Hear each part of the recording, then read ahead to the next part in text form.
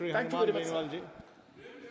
सभापति महोदय, सबसे पहले तो मैं आपको धन्यवाद दूंगा कि राष्ट्रपति महोदय के अभिभाषण पर आपने मुझे बोलने का अवसर दिया। पक्ष विपक्ष के बहुत से विद्वान सदस्यों ने अपनी बात रखी और हमारे लिए सबसे खुशी की बात यह है कि आज से लोकसभा सुचारू रूप से चालू हो गई।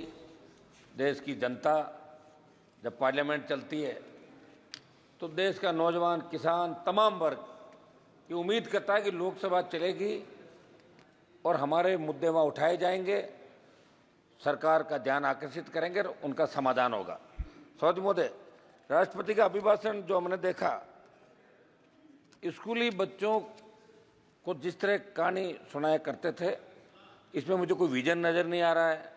बस ये अभिभाषण के पक्ष में जो कसीदे पढ़े जा रहे थे, सही बोला। मेरे हिसाब से तो 2 बार आप सत्ता के अंदर रहे और 2 बार सत्ता में रहने के बाद तीसरी बार जब आपको आधा अधूरा जनादेश मिला और उसके बावजूद इस तरह का अभिभाषण होता, तो ये क्या आप इस अभिभाषण के अंदर जो आपके कई हारे हुए माननीय जो सांसद चुनाव हार गए, तो उन्होंने ये कहा था कि अग्निपथ योजना की वजह से हम चुनाव हारे। मेरे राजस्थान के अंदर भी 3 भारतीय जनता पार्टी के हारे उम्मीदवारों ने बात कही थी।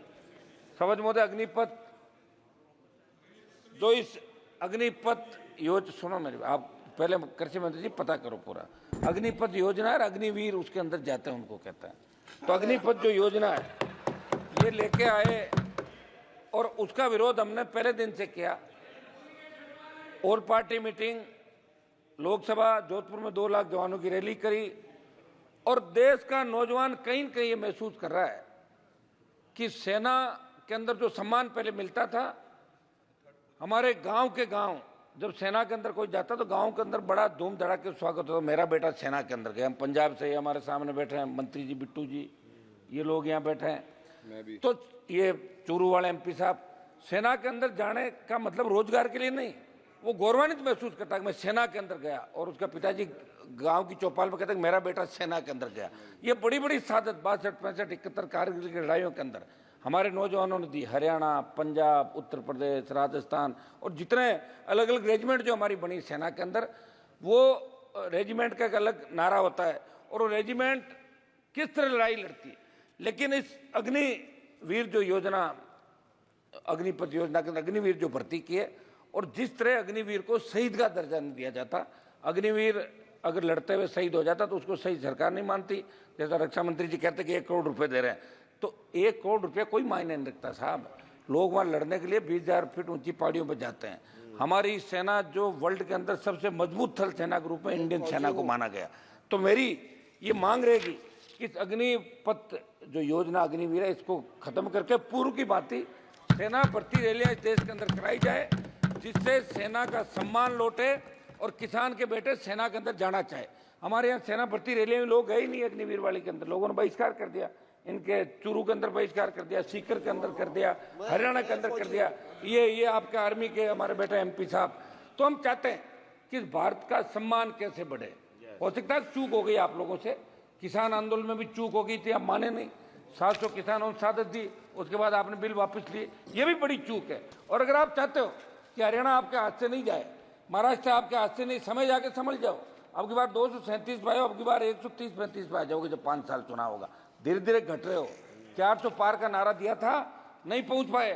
राजस्थान के हमारे मंत्री जी बैठे सामने, 2 मंत्री राजस्थान के अंदर, मेरे को कह रहे थे पिछली बार कि हमारी वजह से आप आ गए, ये पिछली बार कर लो। मैं तो फिर आ गया वापिस, आ गया। 10-15, 10-12, 7 आए, 3-4 आपके मार्जिन पे बॉर्डर पे रहे थे। सब आप तो मेरी समझ महोदय, समझ महोदय, मेरी सरकार से मांग है कि इस अग्निवीर अग्निपथ योजना को समाप्त करके, और एक उस समय जब अग्निपथ योजना लाए थे तो, रुकिए भाई 1 मिनट प्लीज,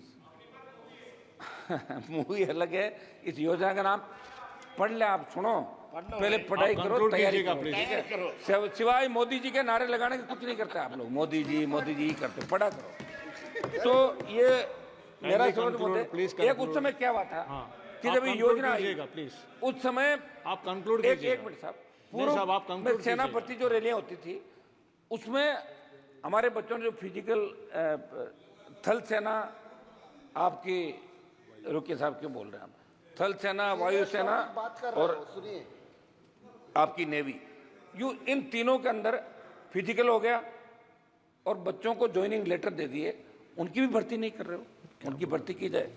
तो मेरी ये मांग रही है कि शपथ में अग्निवीर अग्निपथ को समाप्त करके और नए सिरे से सेना के सम्मान के अंदर बहुत चिंतित है पूरा देश, और आपके अंदर भी इस बात को लेकर हलचल है। निश्चित रूप से जब इस बार वोट की चोट लगी है तो आपके भी थोड़ी बहुत श्री तो मुझे सुदामा लग रहा है कि ठीक प्रसाद, हो। श्री सुदामा 2 मिनट प्रसाद बोल रहे साहब, आप एक बार शपथ मोदी 2 मिनट बात तो समाप्त करो मेरी, आप तो 2 ही मिनट में करा दिया। श्री सुदामा मैं प्रसाद जी। समझ बोलते 2 मिनट सबको दिया आपने, 2 मिनट सभापति महोदय, 2 मिनट में समाप्त कर लेता हूँ। इम्पोर्टेंट टॉपिक बात कर रहे अब मैं सिर्फ इम्पोर्टेंट टॉपिक पे बात करूंगा, नहीं, उनको आप टोका टोकी नहीं important कर रहा हूं। टॉपिक बात कीजिए, लेकिन कंक्लूड कीजिएगा ना। महोदय, समाचार पत्रों में असंगठित उद्योगों के वार्षिक सर्वेक्षण में नेशनल सैंपल सर्वे ऑफिस के आंकड़ों को पढ़ रहा था।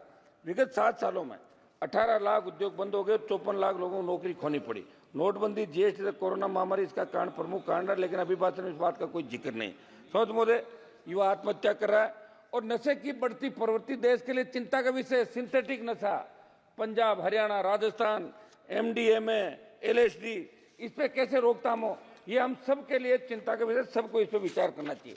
नीट की बात चली, हम भी चाहते हैं कि नीट के अंदर एक दिन की चर्चा होनी चाहिए, ये हमारी सबकी मांग है। और हमारी मांग तो ये भी है कि मंत्री जी, माननीय सभापति महोदय,